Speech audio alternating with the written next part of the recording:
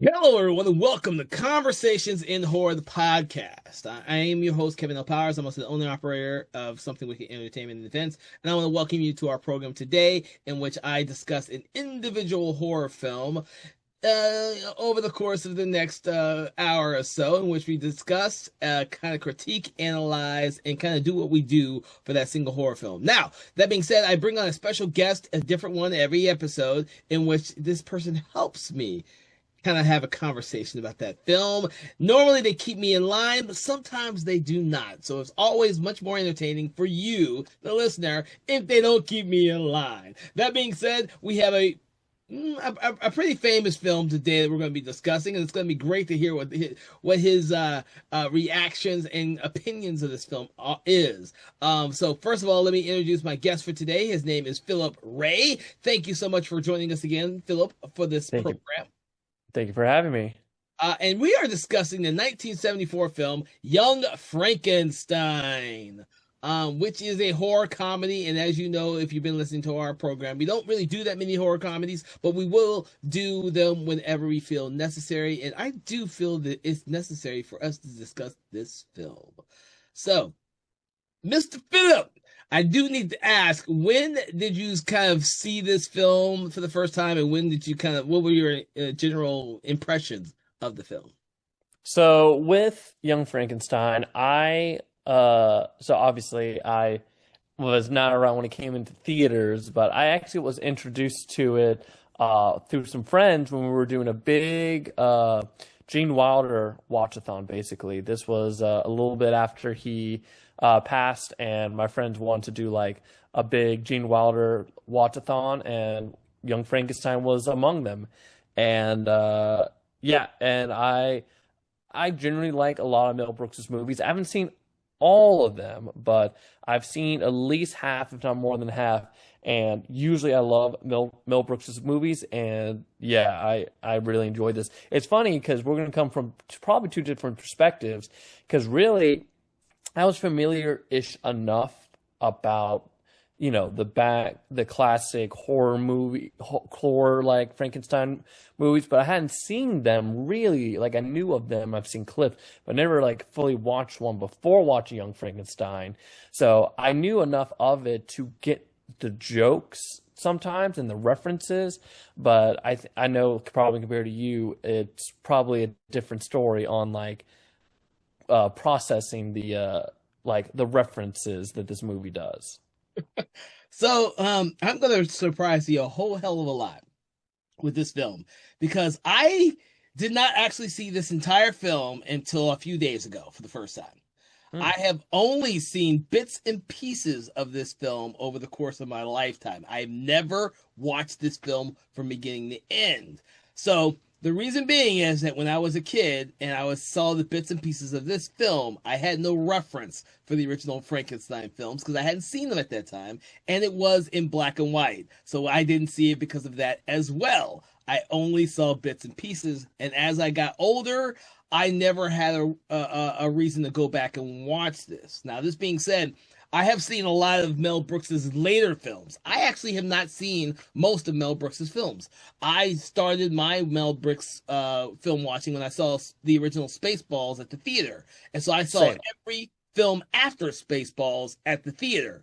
I never went back to go watch his earlier films. The only one I've seen from his early films before this one was The Producers. I've seen that one. I have not seen like high anxiety or the high anxiety life stinks. I haven't seen History of the World Part One. I haven't seen any of those films because I just have never gone back to kind of appreciate what Mel Brooks did. So watching this film, this film's been sitting on my shelf for a very long time because I always wanted to get to it. As I got older, I knew what the film was about, and I like knew all the references that people had pulled from this film because I'd seen just bits and pieces but never seen the whole film. When I watched the whole film, like this week, I am at the wrong point in my life where I can appreciate this film. I did not really care for it at all. I thought I thought that oh God, what's his name that plays Igor was my favorite character here in the film, and I thought that every one of You his mean Igor? Igor, yes, Igor.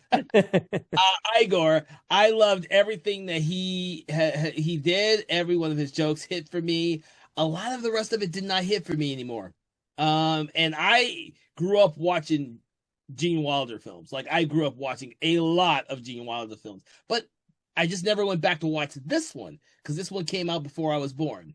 And it is a shame. I wish I had seen this when I was younger, when I could appreciate it, when I could like this film is considered like one of the classic comedy horror films even now when it came out, and even now it's still considered a classic. I just never got around to watching it, and it was never high on my list to go and watch it until I decided to pick it up because I said, yeah, shit, I got this movie, I've never seen it before. So I will say that going through and talking about it will be interesting because a lot of the jokes did not hit with me.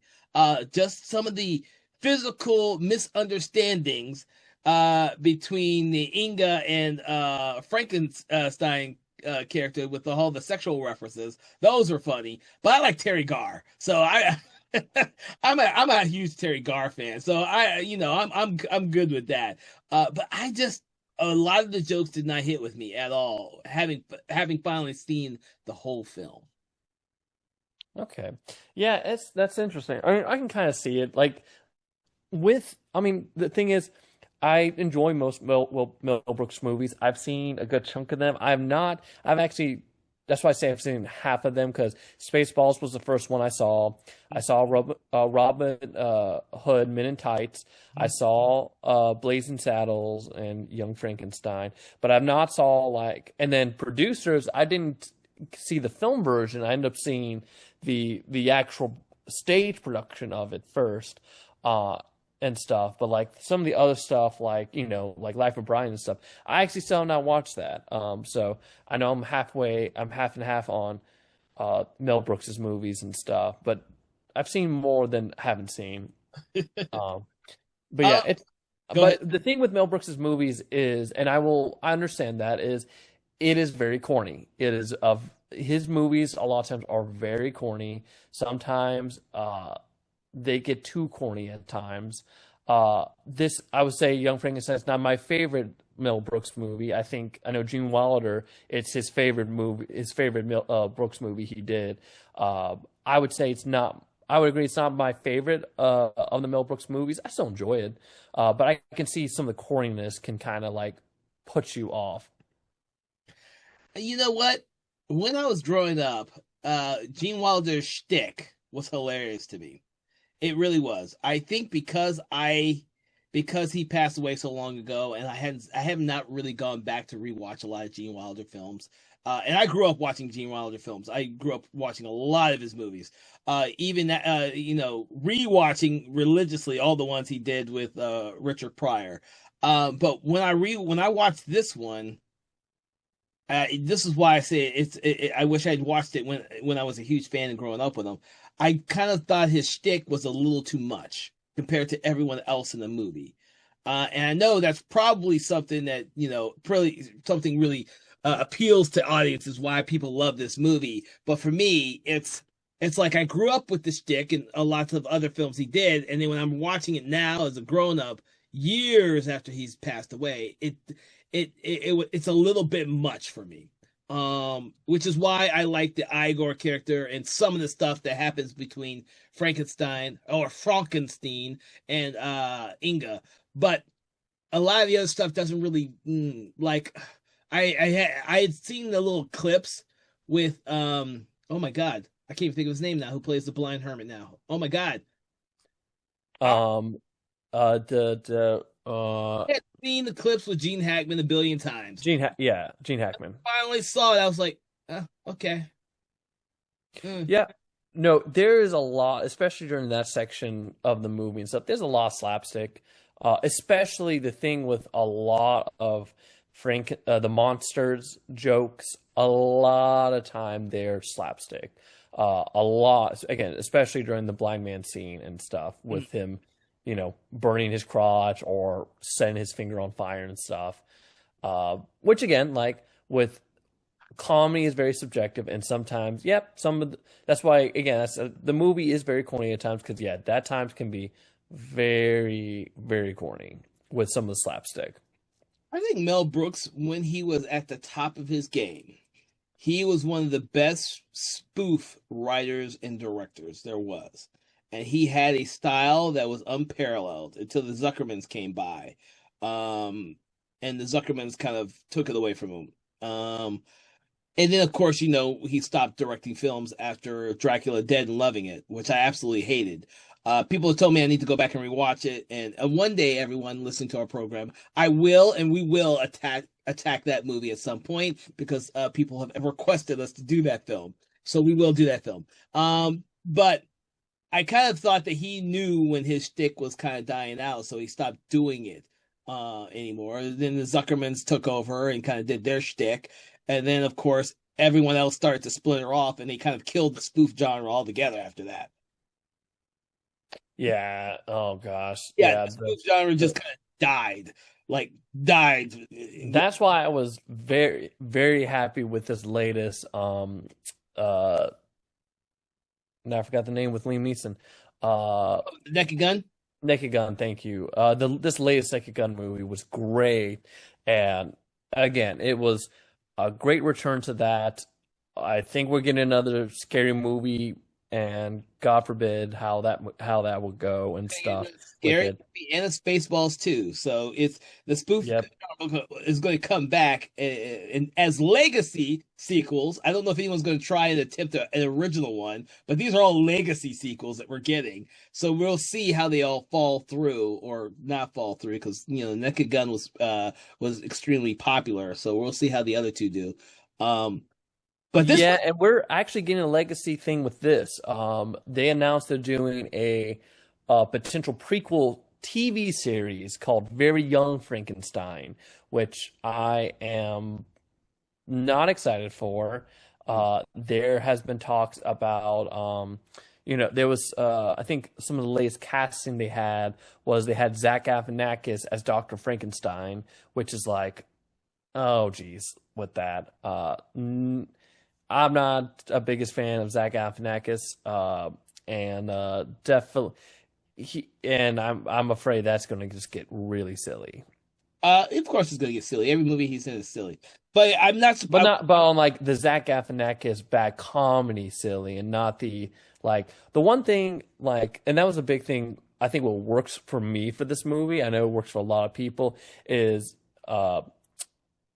because Igor is very comedic, and the monster generally is very comedic.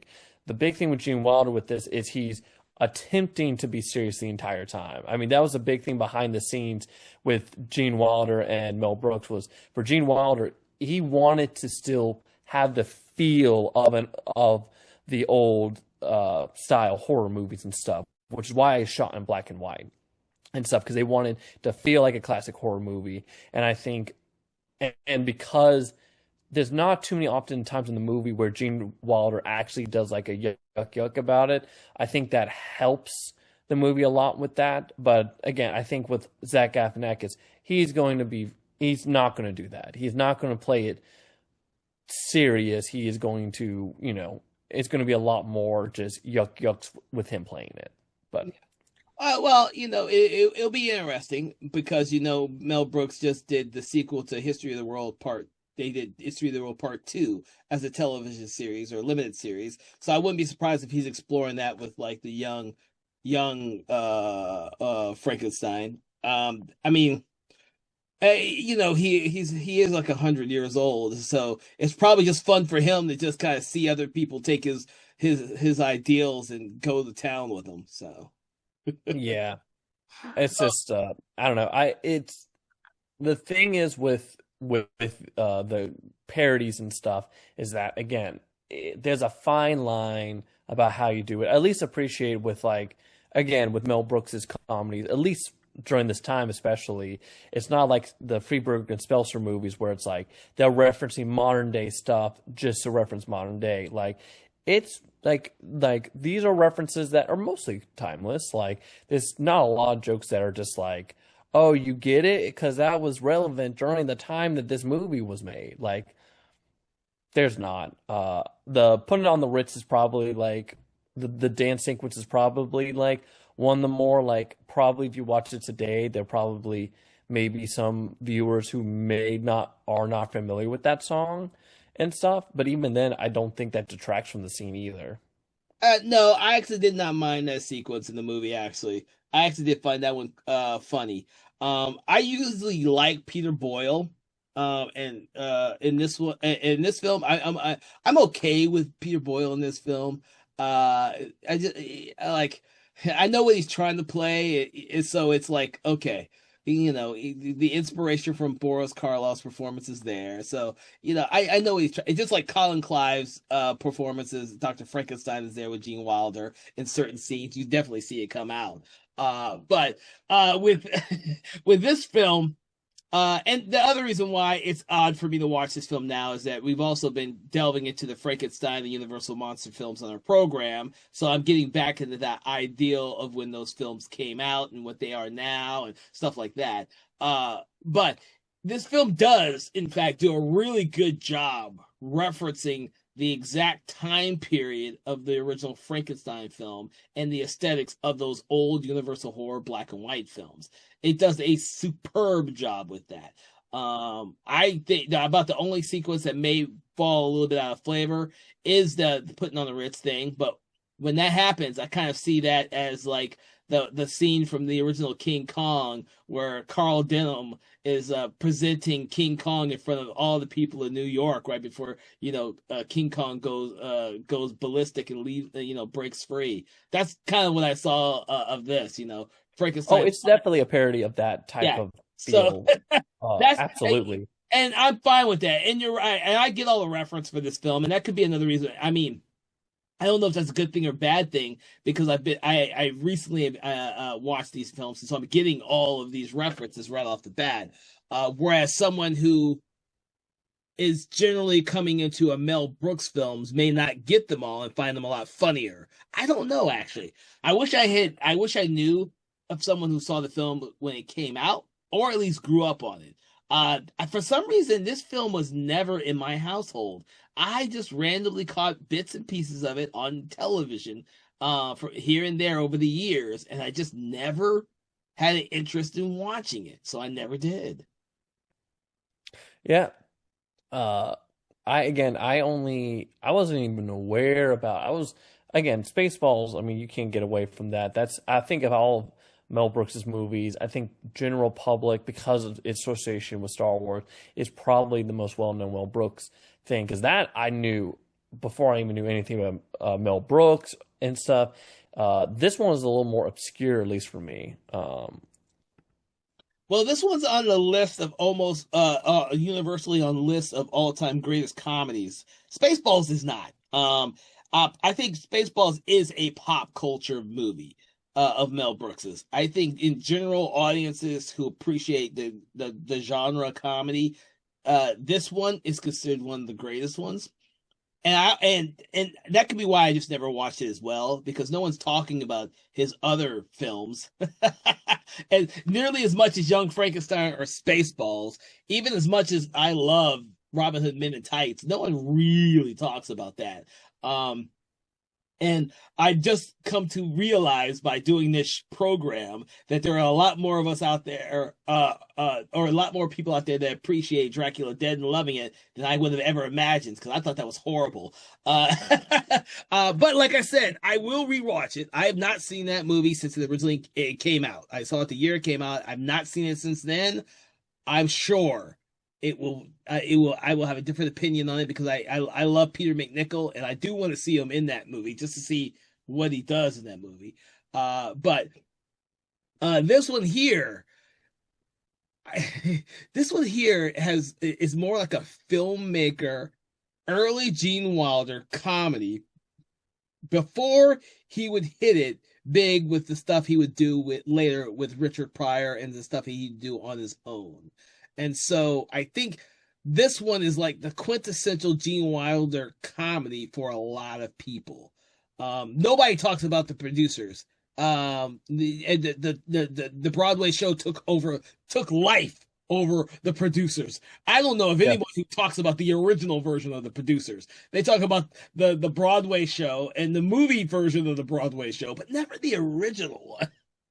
Yeah, it's funny because I didn't even know Young Frankenstein has a stage play. I didn't Yes, yes. even know about it until I did research. I was like, oh, I'm curious what that looks like. Well, Um, I don't know if it has a stage play. There is a musical version of Young Frankenstein. yeah, sorry, that's what I mean. Okay, They okay. did a musical they did a musical stage play of it, and I was not aware that they had done that Yeah. and stuff beforehand. So I'm kind of curious how that is in comparison. But since I think a lot of people more when they talk about Young Frankenstein, they're talking about the movie more. I think that has a lot to say of like not to say the stage play is probably bad, but just again how like again I don't think you can really beat Gene Wilder. Uh, I a think the lot of cast. times No, I when think the he's in a role. cast. Yes, I think the cast for this is one of its greatest strengths. Um, Yes.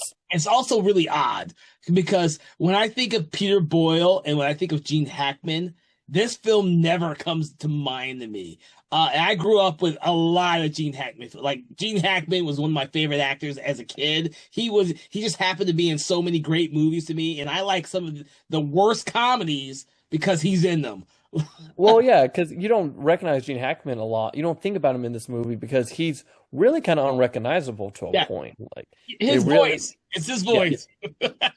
It's his it's voice. his voice. But they really did a good job of like dirtying him up and stuff, so you don't really like go, oh look, it's Gene Hackman versus while Gene Wilder is like, yeah, it's Gene Wilder.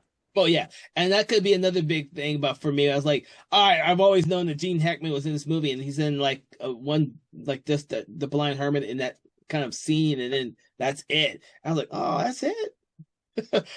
I personally like Gene Hackman in the comedies he did, but he no one respects any comedies that he ever did. I don't think no one's talking about most of the comedies he ever did because he did so many great dramas and action films that his comedies are overshadowed. And I think with this, like you were saying, with Gene Wilder trying to play it straight for the most part against Peter Boyle and Gene Hackman and other actors in this film, um, I think that is part of the allure for this because every one of his other films, he's not playing it straight, except for I think it's called. I don't want to misname the movie he does, his love story one, but that's about it. Because I do think because he played in so many silly comedies, Gene Wilder is kind of an underrated actor. You know, Yes. I think he's heavily underrated because of that. And he's also known as fucking Willy Wonka. So you think of Gene Hackman, you think of Willy Wonka, and you think of Willy Wonka, and you think of Young Frankenstein, and a lot of his other films get kind of sidelined.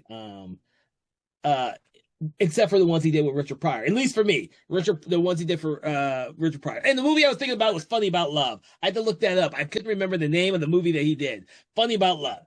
I know no one remembers that but me, but yeah, Funny About Love. Because I used to watch every one of his films. I just for some reason skipped this one, which is a disservice to his legacy for me. I think he does a really good job in this film, even though he in this day and age, I think he overacts in this film. But that I believe was his shtick.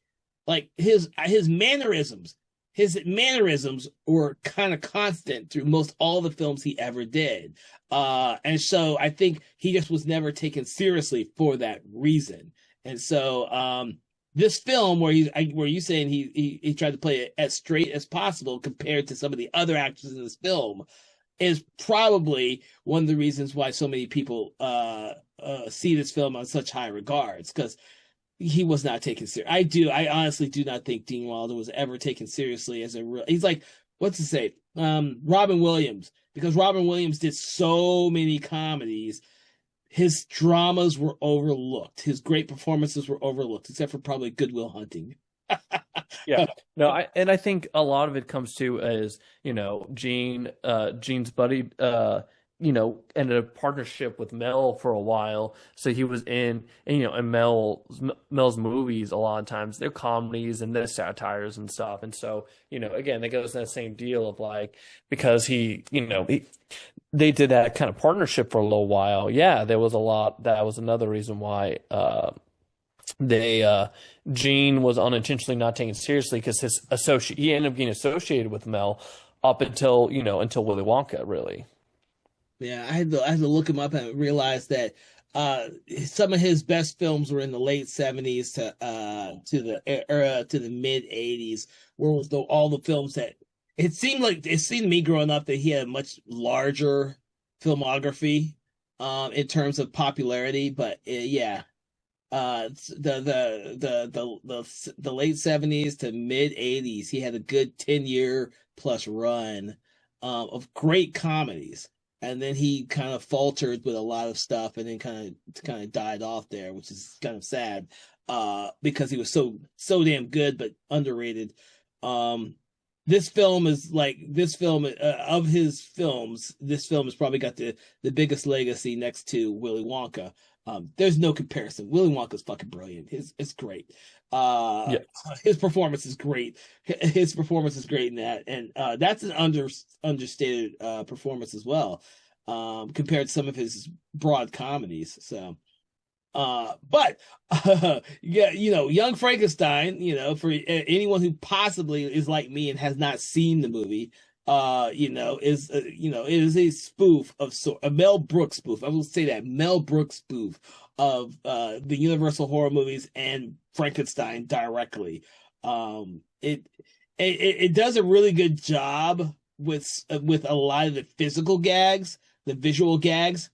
I don't know if they still hit as well as they did when the movie came out. For me, they didn't really hit as well. That's why I always say that I wish I'd seen it when I was growing up. I would have appreciated it more. Whether I'd seen the Universal horror films or not, I think I would have appreciated it more when I was younger. Because Yeah. Go ahead. Yeah. Again, it's kind of the thing where, again, because they try to treat this movie to a point as like another one of those old Frankenstein classic horror movies and stuff. I do think like, yeah, it's a lot of things like it comes with parody movies where it's like if you're not familiar enough with material, like if Young Frankenstein is your first introduction to the Frankenstein character and the monster and stuff, yeah, that's probably going to. So yeah, I do say it does hold up a lot. That I think even if you hadn't watched some of that stuff, I think you still could enjoy it. But they directly reference the fact that the main character is supposed to be the grandfather.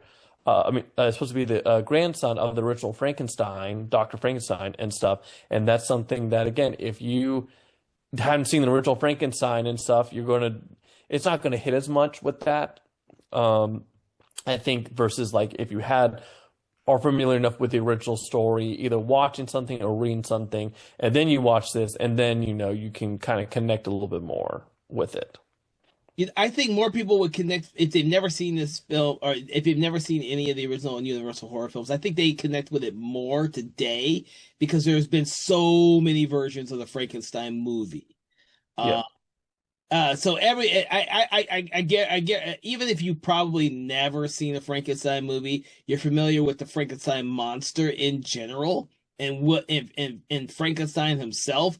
And so you could jump right in this film and be perfectly fine. You may not get a lot of the visual references because it is made to be a definite sequel to the original Frankenstein film.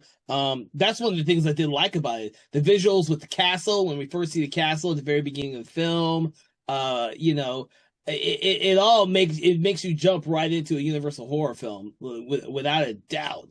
And so that's some of the things I could appreciate right off the bat. I do like the fact that one of the things I love about this film is the play on names. It's the Frankenstein and the Igor.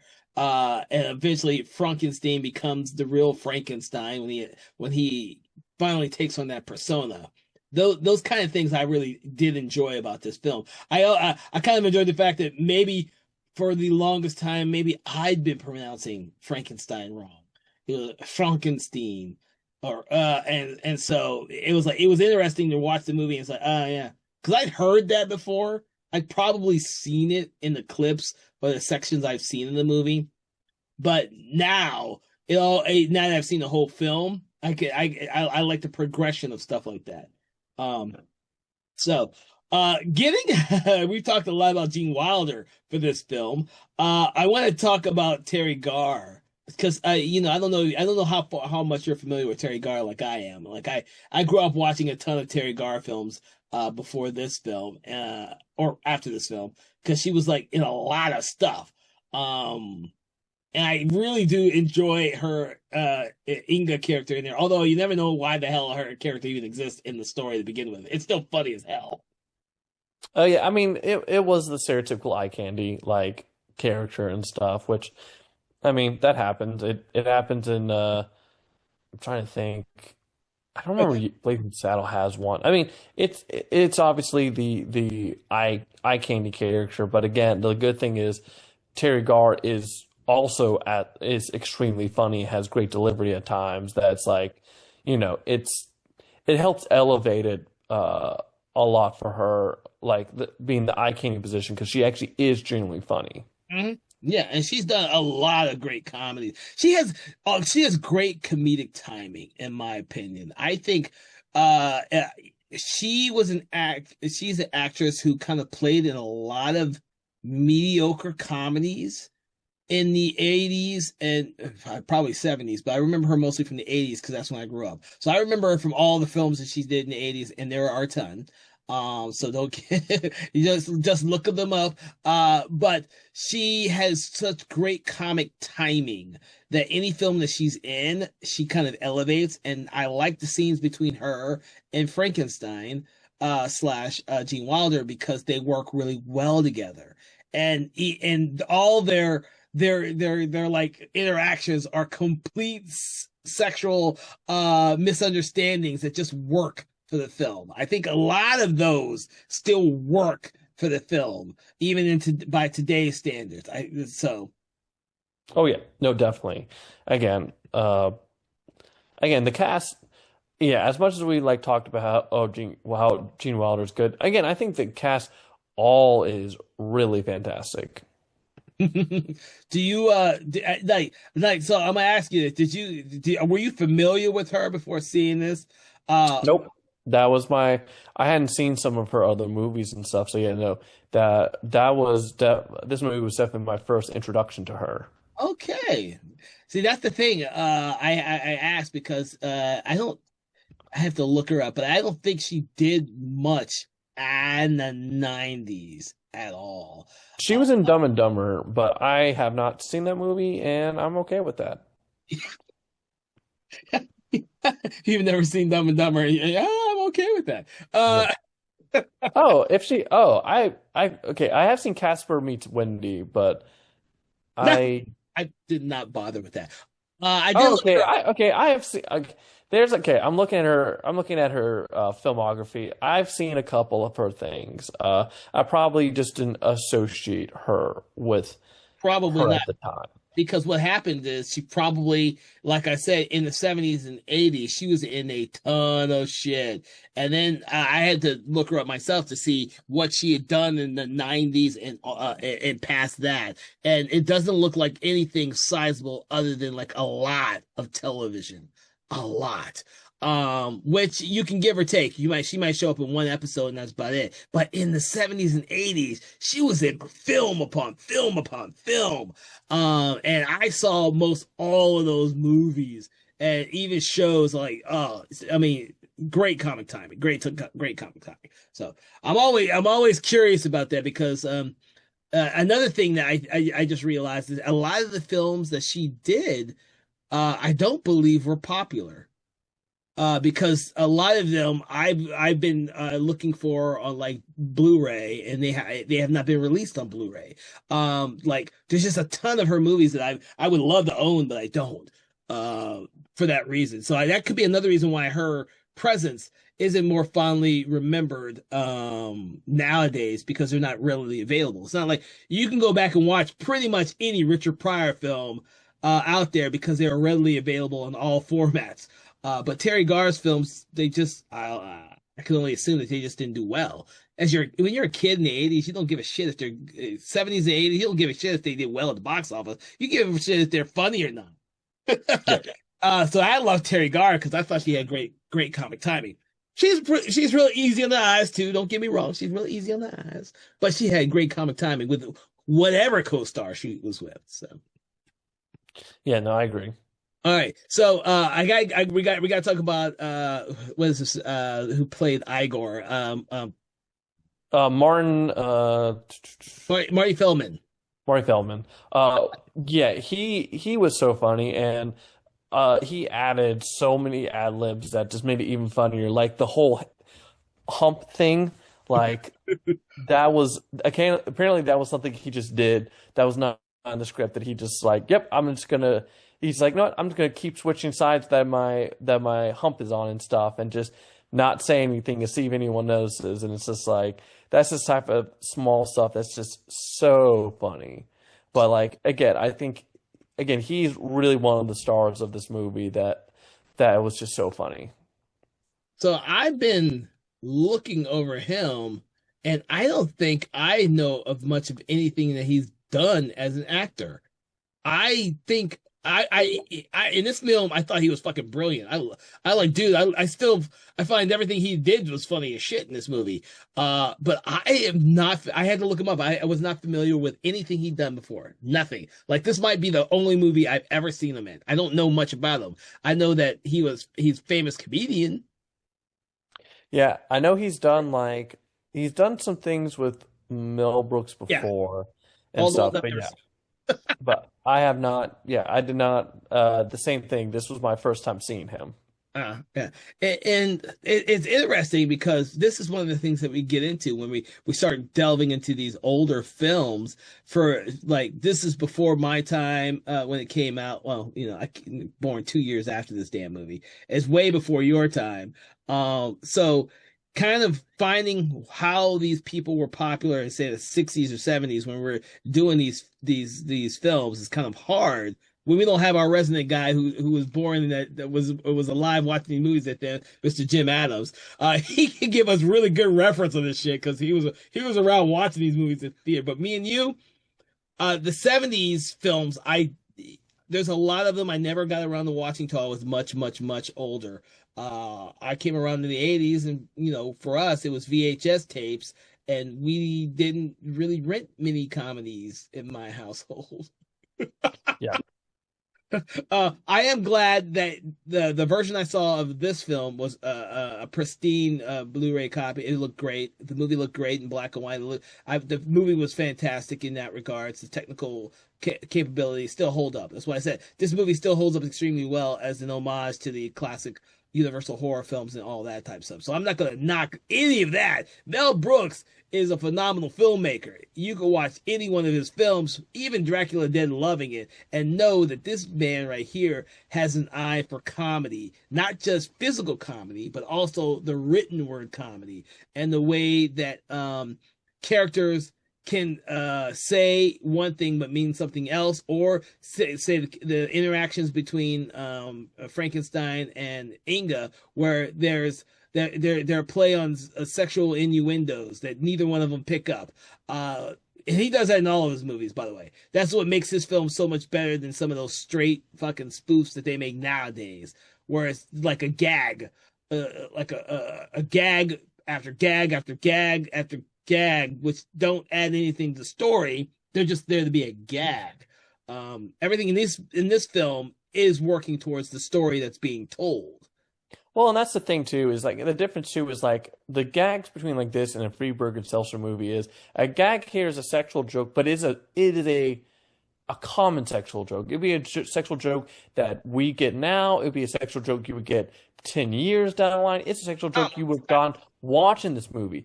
Freeburg and Seltzer's movies are literally going to be at the time gags of like is relevant at the time of like, oh, look at this movie. You remember 300? And you're like, yeah, what of it? But it's like it doesn't hit. It won't hit like. This movie is very timeless. A lot of it is very timeless with its jokes and stuff. I mean, that's Mel Brooks in general. I think probably his most untimeless movie is probably Spaceballs. Um, but everything else is pretty timeless, a lot, especially with this comedy. It'll be interesting when I watch Spaceballs again. I haven't actually seen Spaceballs in a long time. I saw it way too much as a kid because I saw it at the theater and I fell in love with that movie. So I've seen that. It's funny because, like, really, this movie and Spaceballs are the polar opposite for a Mel Brooks movie. Of this was again very self-serious, very much like again it never, other than the putting on the Ritz, it really generally tried to be like as faithful as it can to a Frankenstein movie that's a horror.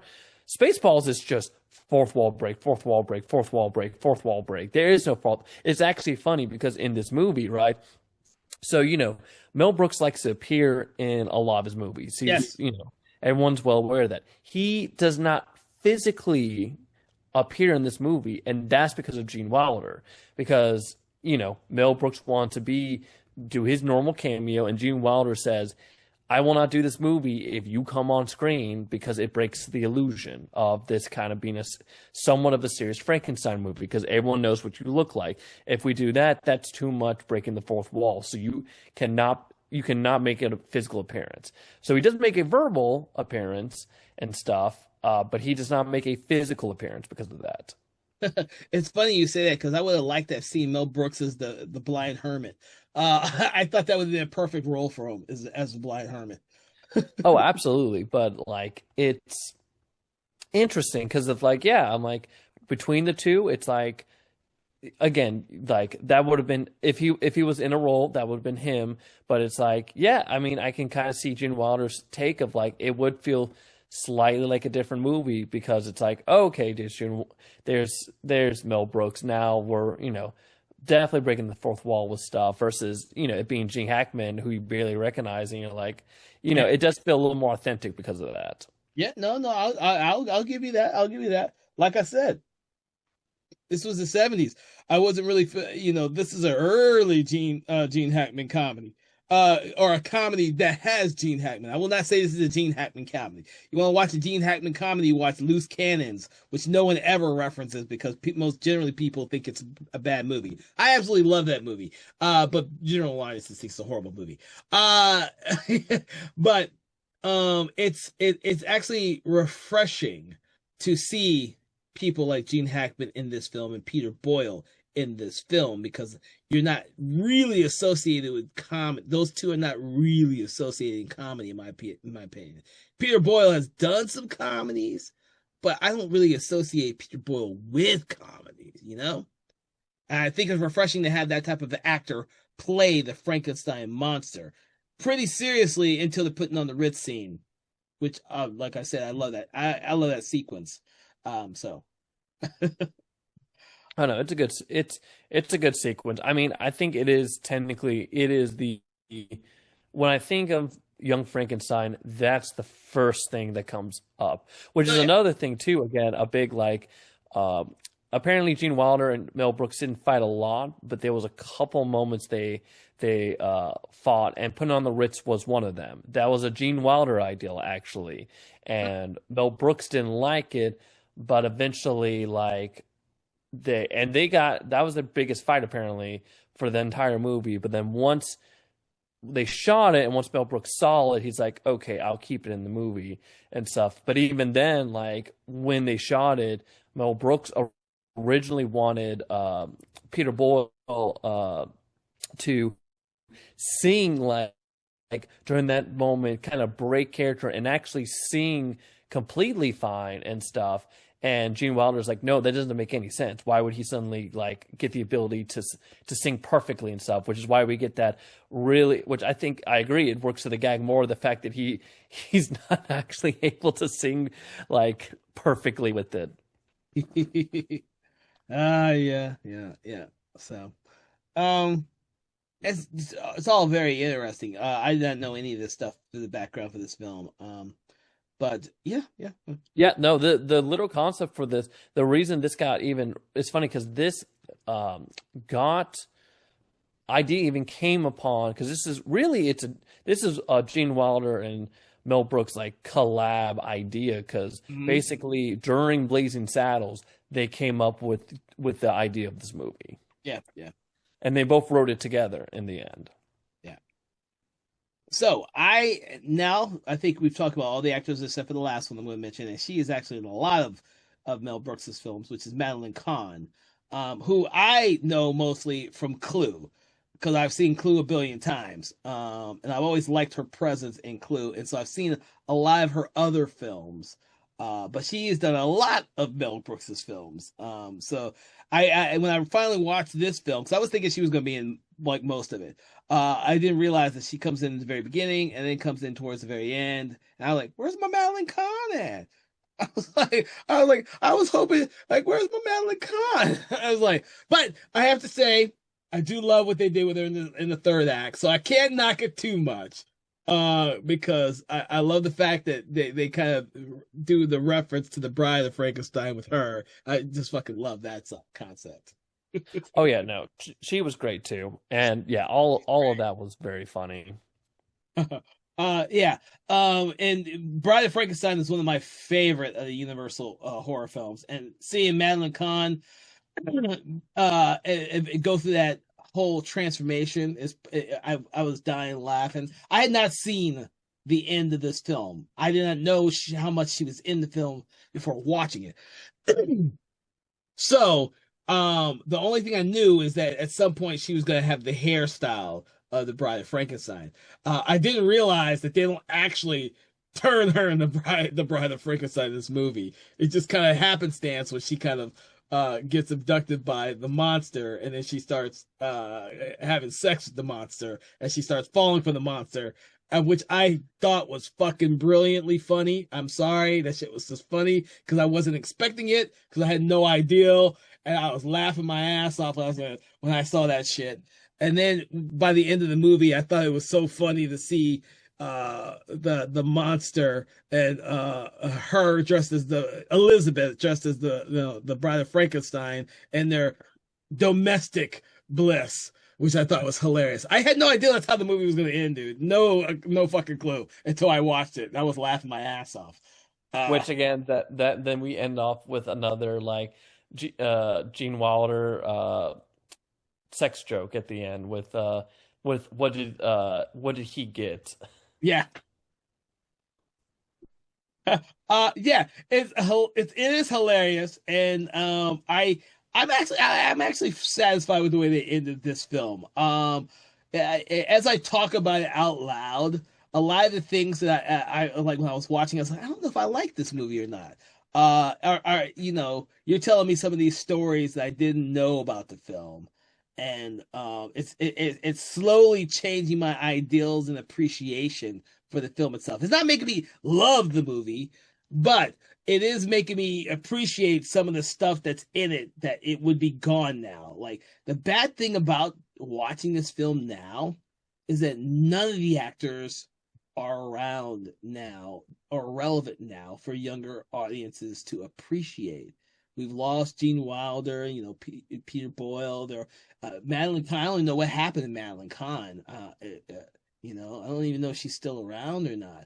But she Madeline died Kahn's yeah, Madeline Kahn died. She passed 26, away. 7. Yeah, dude. She was like 60. Yeah, no, like literally, I think Mel Brooks is the only living, at least Yeah, of the main cast, living person, and that's really kind of crazy. that is crazy. Because when I was watching this, I was dude, I grew up with fucking Gene Wilder and Gene Hackman and Peter Boyle, Madeline. I grew up watching this shit with watching movies with these actors, and I'm finally getting around to one of their films that is considered a classic comedy, and I just beat myself over the head because I never watched it.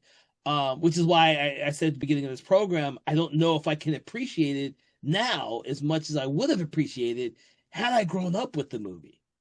Yeah. Um, I don't know. I there are certain aspects of it I love. As we're talking, I realize you have a like I that I start to remember how much I loved watching these actors in other films when I was growing up.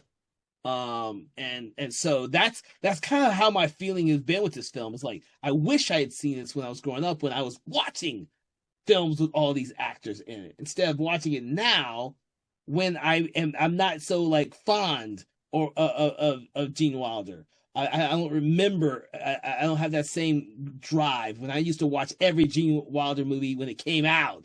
I don't have that drive. Or Mel Brooks. Like after Spaceballs, I was dying to see every movie he did when they came out. I didn't have that drive when I saw this time, and I kind of feel cheated. I feel cheated. I wish I had seen this when I was younger. So Yeah, no, I can see that. It's I do still feel the movie is timeless to a point. Uh, but also, yes, I do think that there are some factors of it that it's a little it's some things are not as relevant as much anymore and stuff. Uh, but I still think that doesn't fully detract from the movie, at least for me. you know what? I need to watch this a few more times because I've only just seen it all the way through the one time. If I'd seen it, yeah, like I said, if I've seen this a few times, even over the course of a few weeks, I would probably have a much different outlook on it. But I've only seen it the one time all the way through. I guarantee you, in later times and on subsequent rewatches, I will have a grander appreciation of this film. I've just never gone back to do like how you were introduced with this when Gene Wilder died and you guys watched a Gene Wilder marathon. I've never done that. It's really good. I like that. That's something I would love to do because I've never done it. The closest I can get, the closest is me watching the Richard Pryor Gene Wilder movies, The Stir Crazy, See No Evil, Hear No Evil, and Another You. Now those three I've seen together several times. But I don't even get in the mood to watch a Richard Pryor movie that often anymore. Because I grew up with those movies and I've seen them a billion times. It's a shame. I would love to go back and have a Dream Wilder one. I just never have. It'll be interesting. I'll have to think about that. So, as I'm reminiscing about all the great the things about my childhood, my young teenage years while watching these great movies in the '80s and wishing that I had seen this movie in the '80s. Is there anything else you could think of, Philip, that we could address about this film? The only thing I would say is, again, talking about its legacy and stuff, especially with, like again, we're getting in this interesting era of potentially the reboot of these parody movies, with specifically, with Mel Brooks is like with Spaceballs 2s and Very Young Frankenstein and stuff. The question comes into, is that going to work today? Because I know, like the Life of Brian part two, not Life of Brian, That's my Python. no, yes, History of the World.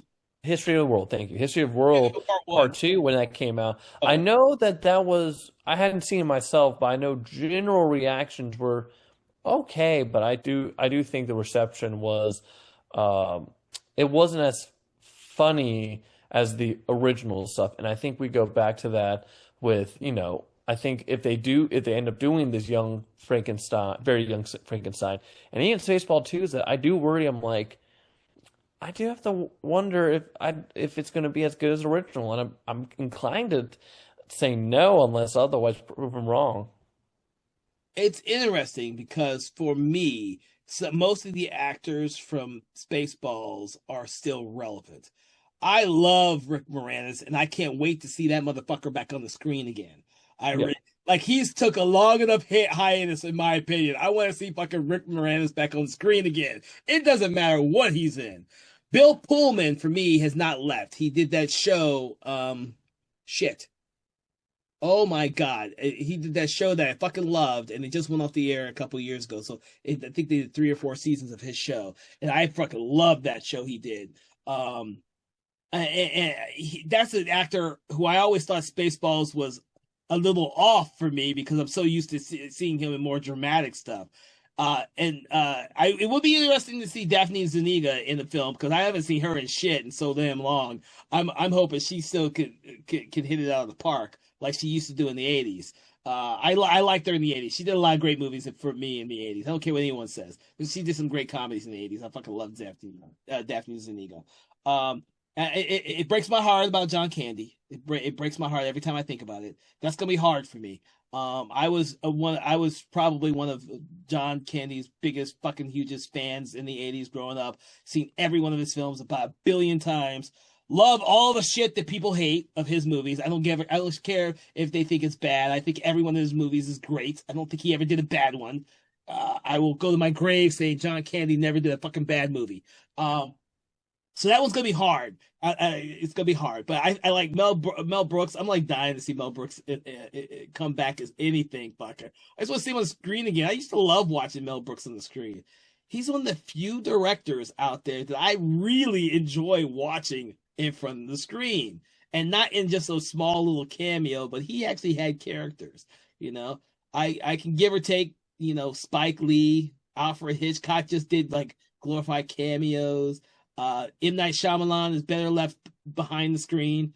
Martin Scorsese, he knows when he shouldn't be in front of the screen or not. So it's rare when he gets in front of there. I think generally speaking, probably him and Clint Eastwood are the only directors I can stand looking, in front of the screen. And Clint Eastwood started off as a fucking actor. So, I think it'll be I don't know, because I don't think Mel Brooks is writing Spaceballs 2. He is writing Spaceballs 2, but he's sharing. Josh Gad, who's in the movie, has a written credit, and then there's two other people who also have writing it too. So and even Mel Brooks is not even directing it. It's going to be someone else. Well, I knew he wasn't directing it. I like Josh Gad though. I like Josh Gad. Okay, I've not. The only thing I've seen about this movie are the little posts they did while the movie was being made. I don't think I saw a post with Josh Gad in it though. I like Josh Gad. I'm okay with Josh Gad. I'm okay with Josh Gad. I like a lot of his movies now that I probably shouldn't have, and I think some of his shows I would love for him to go back and do Wolf Like Me and New Season. He has such great comic timing and dramatic timing for me. I think he's just a great actor, and I think he'll be great for Spaceballs 2 now. Shit, I'll have to look that up, see who else is in the movie. So I'm fine. Oh no, I'll be fine.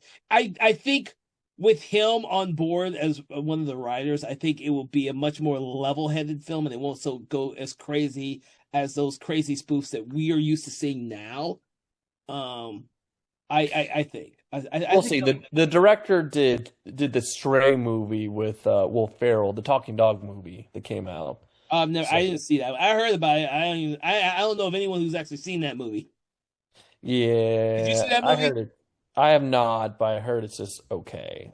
I had to go by what it looks like in terms of directing. I think that's a talking fucking dog movie. I don't know. I don't know if that's going to be a really good barometer for whether or not you can do anything that doesn't have talking dogs in it.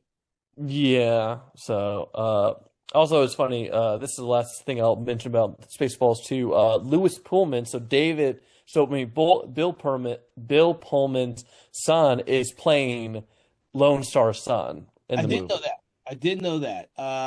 That was interesting. Only because Bill Pullman can that guy can still look old and young at the same time, depending on what fucking beard and mustache he has on. Yeah, I think he's an underrated actor. He is. I think he gets overshadowed by some of these random comedies or action films like Spaceballs or like Independence Day, and I think The Sinner. I had to look it up, guys. If you're listening to this podcast, The Sinner. Bill Pullman's fucking brilliant in The Sinner. That show was absolutely brilliant because he brought his A+ game to that, and it was he just brought his A+ game to that. But you watch like what was that? Independence Day 2 Resurgence, and I was like, "Where you at, Bill? Like, where's your performance at? Were you sleeping? You on vacation while you made that movie?" But no. I really am looking forward to that. Now, if you asked me beforehand, the only thing I wanted to see was Rick Moranis come back. Really, now that we've talked about that one, okay. I might be a little bit into this movie now. I have to wait till I see a trailer. But Mel Brooks has got this huge legacy of having done really popular comedies in the 70s and 80s. He dominated, in my opinion, the spoof genre other than the guys who did Airplane. I can't remember who did Airplane offhand. But I think other than his movies, Airplane was probably the only other thing that made sense to anyone. The Zuckers. Did they do that one too? Holy shit, Yeah. They did do that one. So Zuckermans, I told you, the Zuckermans, dude. I'm more familiar with their later films. I've seen Airplane maybe once or twice when it came out, and I don't remember shit about Airplane. I only know the clips. It's kind of like this film for me before I saw this movie. I saw Airplane, but I only remember the clips that everyone plays all the time now. I need to go back and rewatch that movie because I don't remember anything in that movie. Nothing. But that movie is also, like this movie, considered one of the best comedies of its time, and even now. I mean, people, when they talk about great comedy movies, they talk about Young Frankenstein, they talk about Airplane. So there you go. Yep. The Zuckermans and fucking Mel Brooks.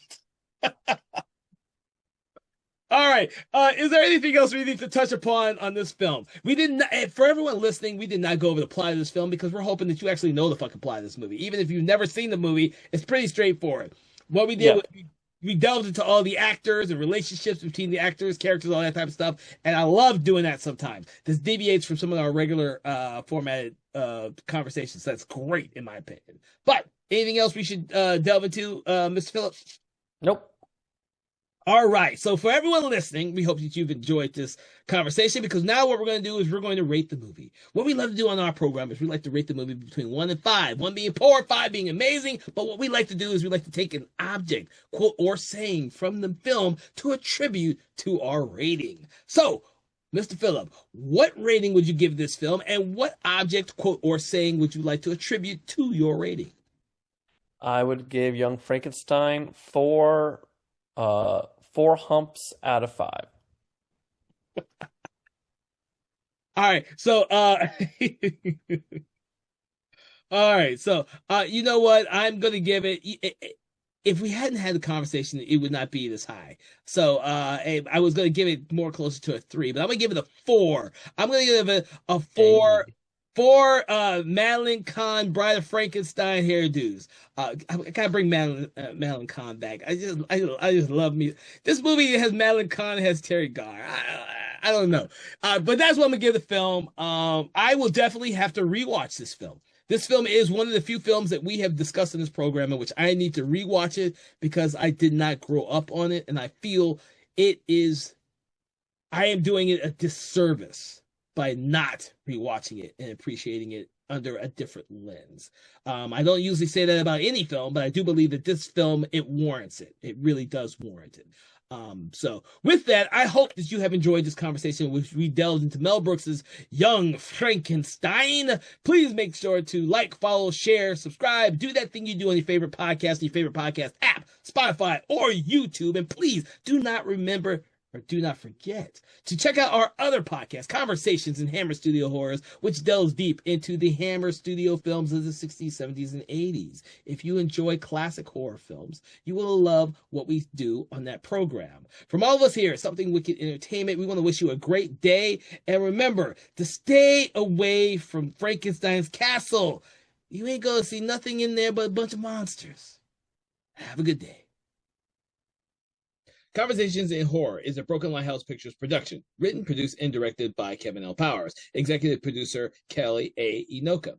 All contents and material from this episode of Conversations in Horror is copyright 2025 Broken Lighthouse Pictures.